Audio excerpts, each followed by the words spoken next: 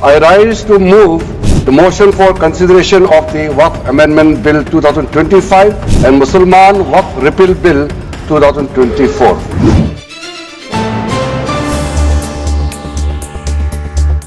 মধ্যরাতে লোকসভায় পাশ হয়ে গেল ওয়াকফ বিল। বিলের সপক্ষে ভোট পড়েছে 288টি এবং বিপক্ষে 232টি ভোট। এর আগে এই বিল নিয়ে প্রায় 10 ঘন্টা ধরে চলে ডিবেট। লোকসভায় কেন্দ্রীয় সংখ্যালঘু বিষয়ক মন্ত্রী কিরেন রিজিজু ওয়াকফ সংশোধনী বিল 2025 পেশ করেন। তারপরে শুরু হয়ে যায় সরকার এবং বিরোধী সাংসদদের তর্ক বিতর্ক। শেষ পর্যন্ত বিলটি লোকসভায় পাশ করিয়ে নিতে সক্ষম হয় কেন্দ্রীয় সরকার। কিন্তু এই সংশোধিত ওয়াকফ বিলে কি আছে? এই বিল নিয়ে কেন এত হইচই? বর্তমান ওয়াকফ আইনের 40 নম্বর ধারা অনুযায়ী এতদিন যে কোনো সম্পত্তিকে ওয়াকফ হিসেবে ঘোষণার অধিকার ওয়াকফ বোর্ডের হাতেই ছিল। নতুন সংশোধনীতে ওয়াকফ বোর্ডের সেই একচ্ছত্র অধিকার কেড়ে নেওয়া হয়েছে। এবার থেকে কোনো সম্পত্তি ওয়াকফ কিনা সেই চূড়ান্ত সিদ্ধান্ত নেওয়ার ক্ষমতা দেওয়া হবে জেলা শাসক বা সমপদ মর্যাদার কোনো আধিকারিকের হাতে।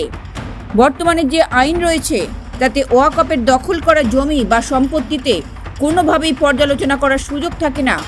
কারো আপত্তি সত্ত্বেও জমি বা সম্পত্তি দখল করতে পারে ওয়াকফ বোর্ড, তাতে হস্তক্ষেপ করার সুযোগ থাকে না সরকারের।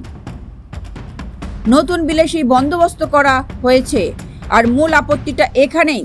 এছাড়াও নতুন বিলে একটি কেন্দ্রীয় পোর্টালের মাধ্যমে ওয়াকফ সম্পত্তির নথিভুক্তকরণ নিয়ন্ত্রণ করার প্রস্তাবও রয়েছে। অতীতে ওয়াকফ বোর্ডের বিরুদ্ধে বারবার বহু গরিব মুসলিমের সম্পত্তি, অন্য ধর্মাবলম্বীর ব্যক্তির সম্পত্তি অধিগ্রহণের অভিযোগ উঠেছে। এবার সেটা কিছুটা হলেও নির্মূল করা যাবে বলে মনে করছে সংশ্লিষ্ট মহল। अद्यतन मत विभाजन का परिणाम इस प्रकार है।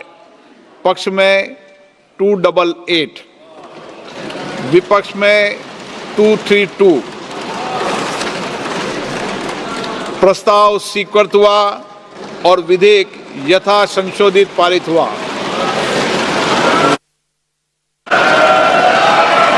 ব্যুরো রিপোর্ট, লটারি সংবাদ।